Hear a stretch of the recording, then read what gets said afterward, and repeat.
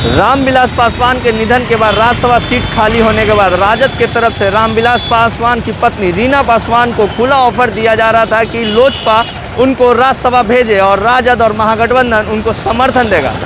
लेकिन इन सब के बीच चिराग पासवान जो लोजपा के राष्ट्रीय अध्यक्ष है, उनका कहना है कि हम अपना प्रत्याशी नहीं उतार रहे हैं क्योंकि हमारा जो गठबंधन है केंद्र में वो बीजेपी के साथ है और हम सुशील कुमार मोदी को समर्थन देते हैं। ऐसे में राजद नेता श्याम रजक से जब हमने बात किया तो क्या वो कह रहे हैं, ये पहले सुन लेते हैं। कि रामविलास जी ने लगातार दलितों की लड़ाई लड़ने का काम किया और रामविलास जी पहचान भी हुई और दलितों को सम्मान बढ़ा, दलितों का साथ बढ़ा, उसमें रामविलास जी की एक बड़ी भूमिका रही है।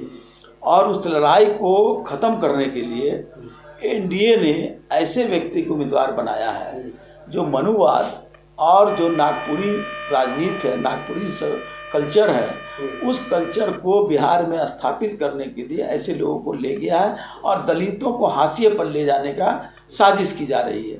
तो इसमें बट न देखते हुए मेरा पुनः आग्रह होगा, विनयपूर्वक आग्रह होगा कि लोजपा को श्रीमती रीना पासवान जी को उम्मीदवार बनाना चाहिए।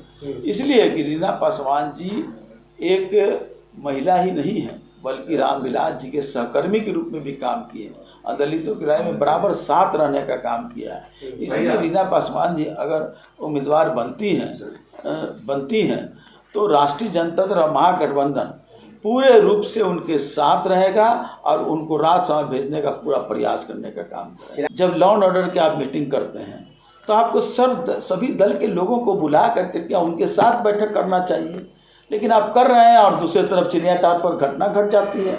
आपको पुलिस तंत्र पर कोई मजबूती नहीं है, पुलिस तंत्र आपके हाथ से बाहर चला गया है, माननीय मुख्यमंत्री के हाथ से।